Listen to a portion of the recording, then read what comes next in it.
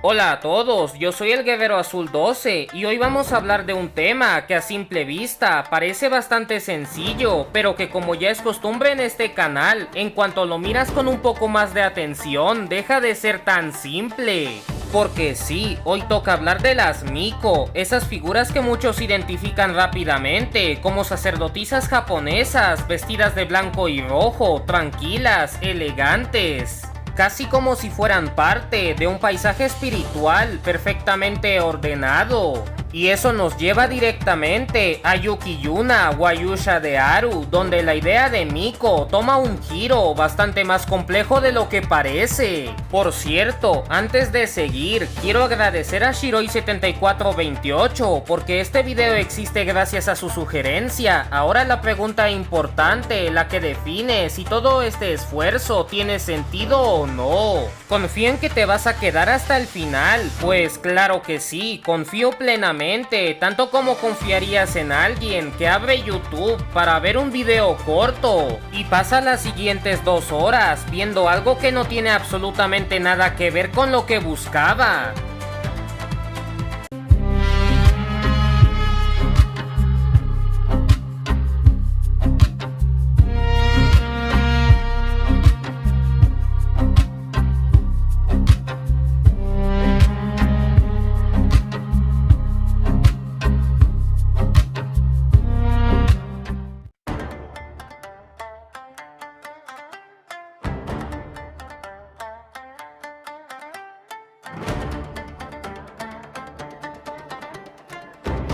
Antes de meternos de lleno en cómo se usa el concepto de Miko en Yuki Yuna Wayusha de Aru, hay un pequeño problema que necesitamos resolver primero, y no es opcional. Porque si intentas analizar una figura espiritual japonesa pensando que es solo una chica con traje bonito en un santuario, ya empezamos muy mal. Así que lo primero es entender qué significa realmente Miko, no la versión moderna, no la versión del anime, la original. La palabra Miko no es algo que alguien inventó porque sonaba bien, es un término con bastante peso detrás. Está compuesta por 2 ideas bastante claras, una relacionada con lo espiritual, lo sobrenatural, lo que conecta con algo más allá de lo humano, y otra que simplemente indica mujer o niña. Traducción rápida, mujer chamán, pero claro, esa es solo la versión directa, porque cuando revisas otras formas antiguas del término, la cosa se pone más interesante. También puede entenderse como hija de los dioses o niña del espíritu, y ahí es donde el concepto deja de ser tranquilo, porque ya no se está hablando de alguien que ayuda en rituales, se está hablando de alguien que en teoría funciona como punto de contacto directo entre humanos y lo divino, no es exactamente un trabajo de medio tiempo. Aquí es donde la imagen moderna se rompe completamente. Las primeras Miko no eran asistentes de templo, no eran figuras decorativas y definitivamente no estaban ahí solo para verse bien en festivales. Eran mediums, mujeres que entraban en estados alterados de conciencia para permitir que los kami, las entidades espirituales del contexto japonés, se manifestaran a través de ellas, sí, literalmente. Trance, posesión, todo lo que hoy suena demasiado intenso para una postal turística, y esto no aparece en una época organizada ni institucional. Estamos hablando de contextos muy antiguos, donde la espiritualidad no estaba estructurada como religión formal, sino como chamanismo. En ese mundo, las Miko no representaban lo divino, lo canalizaban, y eso cambia completamente el nivel del rol. Para entender por qué existían las Miko, hay que entender el tipo de mundo en el que surgieron, un mundo donde todo tenía espíritu. Montañas, ríos, tormentas, árboles, nada era simplemente naturaleza, todo podía tener intención, voluntad o al menos presencia, y claro, si todo tiene algo detrás, necesitas una forma de interactuar con eso. Ahí entran ellas, no como figuras simbólicas, sino como intermediarias funcionales, gente que podía interpretar, transmitir o incluso negociar con lo que no era visible. Claro, suena bastante más serio que vender amuletos en un templo. Aquí viene un detalle interesante que muchas veces se pasa por alto. Si tú eres la persona que puede hablar con los dioses, automáticamente tienes influencia. No porque la gente quisiera dártela, sino porque no tiene muchas alternativas, y eso hacía que en algunos contextos las Miko no solo fueran figuras espirituales, sino también figuras de autoridad. No política en el sentido moderno, pero sí decisiva, porque si tú interpretas la voluntad de algo superior, básicamente estás definiendo cómo deben actuar los demás. Es el tipo de poder que siempre termina siendo regulado tarde o temprano, y adivina qué pasó después. Con el tiempo, Japón empezó a estructurar su sistema religioso. Lo que antes era caótico, directo y bastante impredecible, empezó a volverse ordenado, jerárquico y sobre todo controlado. Y en ese proceso, las Miko cambiaron mucho, pasaron de ser figuras autónomas con conexión directa a lo espiritual, a formar parte de un sistema donde su rol estaba definido, limitado y supervisado. Lo que era trance se volvió ritual, lo que antes era posesión se volvió danza, lo que antes era impredecible se volvió protocolo. Básicamente, el sistema hizo lo que los sistemas hacen mejor: convertir algo potente en algo manejable.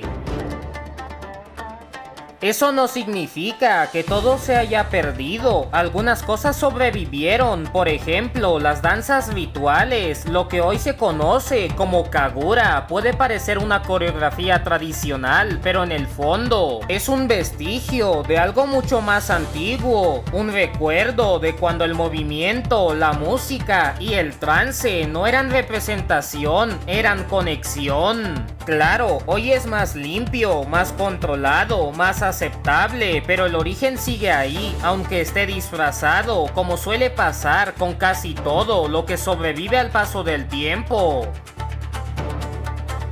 Y aquí es donde todo se vuelve interesante, porque la imagen actual de una Miko es bastante clara: vestimenta blanca y roja, actitud tranquila, rol ceremonial, todo muy ordenado, muy simbólico, casi perfecto.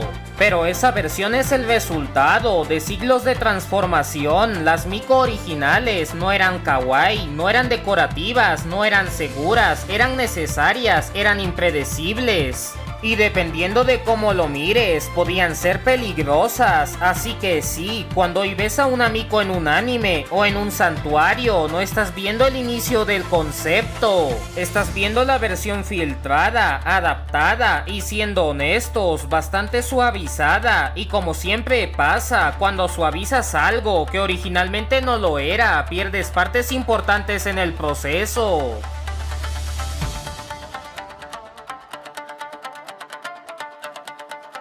Ahora sí, con todo el contexto real sobre la mesa, entramos a lo que realmente importa: ¿qué hizo Yuki Yuna, Guayusha de Haru, con el concepto de las Miko? Y la respuesta corta sería que lo entendió demasiado bien y luego decidió hacerlo incómodamente lógico. Aquí no estamos viendo a la versión moderna, limpia y ceremonial de las Miko. Aquí tenemos algo mucho más cercano a su origen: intermediarias reales, necesarias y peligrosas.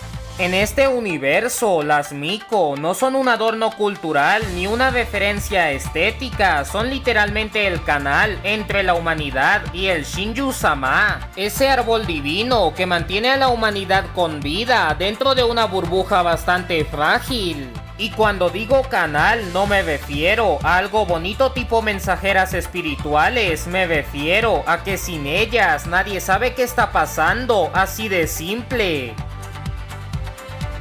mientras las heroínas son las que salen a pelear, las que tienen poderes, transformaciones y todo lo que normalmente se lleva el protagonismo. Las Miko son las que hacen que esa pelea tenga sentido, porque alguien tiene que interpretar la voluntad del Shinju, alguien tiene que anticipar lo que viene, alguien tiene que traducir algo que no habla en términos humanos. Y ese alguien resulta ser un grupo de mujeres que básicamente están tomando decisiones críticas a partir de visiones fragmentadas. No hay instrucciones claras, no hay manual que diga, haz esto y ganas. Lo que reciben son imágenes, símbolos, sensaciones, y con eso tienen que deducir cuando viene el siguiente ataque, qué tan grave será y cómo responder. Es como jugar ajedrez, pero con los ojos vendados y sabiendo que si te equivocas, desaparece la humanidad, nada de presión.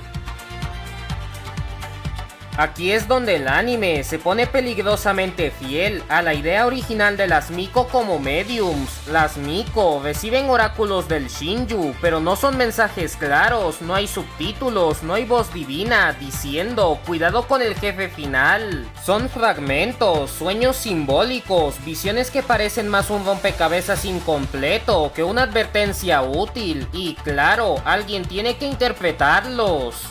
Porque si interpretas mal, no fallaste una misión, perdiste antes de empezar, así que técnicamente no pelean, pero están decidiendo el contexto en el que otros van a pelear y posiblemente morir, nada importante, cosas pequeñas, evidentemente. Aquí viene el detalle, que mucha gente pasa por alto. Que no tengan habilidades ofensivas no significa que sean débiles, significa que su poder está en otro nivel. Las Miko perciben cosas que otros no pueden ver, la presencia del Shinju, la llegada de los Vertex, la verdad, detrás de todo lo que está ocurriendo. No destruyen enemigos, pero entienden el tablero. Y en un sistema así, entender el tablero es básicamente tener el poder real. También pueden purificar la corrupción espiritual que afecta incluso al propio Shinju, y eso ya debería hacerte levantar una ceja, porque si ese dios necesita ser purificado, entonces no estamos hablando de algo perfecto, estamos hablando de algo que también puede fallar, pero claro, nadie quiere pensar mucho en eso cuando tu supervivencia depende de ese mismo sistema. En etapas posteriores del sistema aparece algo llamado Kagamibune, suena elegante, casi místico, hasta que entiendes lo que hace. Permite movimiento estratégico instantáneo, básicamente teletransportación entre zonas seguras. La condición necesita un amigo siempre, lo que significa que incluso las herramientas más avanzadas del sistema dependen de ellas para funcionar, no son opcionales, no son reemplazables tan fácilmente como parece. Son el punto de conexión, y como toda conexión crítica, si falla, todo lo demás se cae detrás. Y ahora llegamos a la parte donde el anime deja de fingir que esto es bonito, porque sí, todo esto tiene un costo y no es simbólico. Cuando la situación se vuelve insostenible, el sistema recurre a algo llamado el Festival de la Ofrenda de Fuego, y aquí no hay metáforas, se sacrifican Miko, literalmente. Son llevadas fuera de la protección del Shinju y ofrecidas como una especie de compensación para mantener el equilibrio. Sus cuerpos y almas arden durante años, no es un ritual bonito, no es algo poético, es funcional, y eso es lo que lo hace peor, porque no se hace por tradición, se hace porque el sistema lo necesita. Si comparas esto con el origen real de las Miko, la conexión es bastante clara y bastante perturbadora. Antes eran intermediarias entre lo humano y lo divino. Ahora siguen siéndolo, pero dentro de un sistema que las usa como piezas reemplazables. Antes canalizaban a los dioses, ahora sostienen un sistema donde los dioses dependen indirectamente de ellas. Y sí, eso cambia completamente el tono, porque ya no estamos hablando de espiritualidad, estamos hablando de infraestructura divina sostenida por sacrificio humano. Al final, todo en este mundo depende de tres cosas: el Shinju como fuente de poder, las heroínas como fuerza de combate y las Miko como conexión. Quita cualquiera de los tres y todo colapsa. Sin Miko no hay oráculos, sin oráculos no hay estrategia, sin estrategia la humanidad no dura mucho.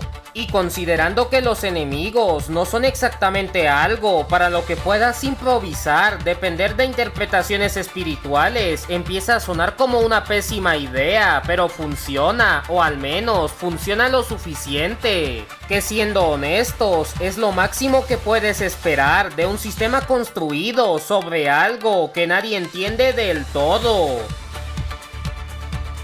Las Miko en Yuki-Yuna no son una versión anime de un concepto tradicional, son una reinterpretación bastante directa, pero llevada a su conclusión más lógica y más incómoda. Siguen siendo el puente, siguen siendo las que conectan lo humano con lo divino, pero ahora ese puente no es opcional, es obligatorio. Y como todo lo que es obligatorio en un sistema que depende de sacrificios, tarde o temprano alguien paga el precio. Y bueno, hasta aquí llega este viaje, bastante tranquilo sobre qué son realmente las Miko, de dónde vienen y por qué en Yuki-Yuna dejaron de ser chicas de templo bonitas para convertirse en algo más necesario y bastante preocupante. Si te gustó el video, dale like, no cuesta nada, no duele, no necesitas hacer un pacto con un árbol divino ni sacrificar a 6 personas para lograrlo, y a mí me ayuda muchísimo. Cuéntame en los comentarios, ¿qué opinas de todo esto? ¿Te esperabas que las Miko fueran así de turbias en el fondo? ¿Quieres que analice otro anime, otro concepto o alguna teoría rara que posiblemente termine complicándose más de lo necesario?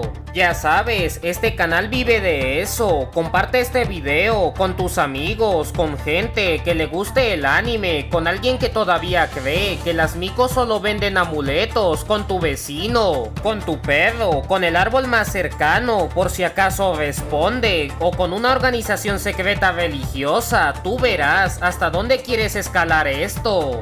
Y claro, suscríbete y activa la campanita para no perderte los próximos videos, porque sí, aquí seguimos desarmando conceptos hasta que dejen de ser cómodos. Yo soy el Guerrero Azul 12, me despido y nos vemos en el próximo video, a menos que el Shinju decida que ya cumplí mi función, me conviertan en intermediario no voluntario, o alguien interprete mal un oráculo y termine siendo parte del soporte técnico espiritual del sistema.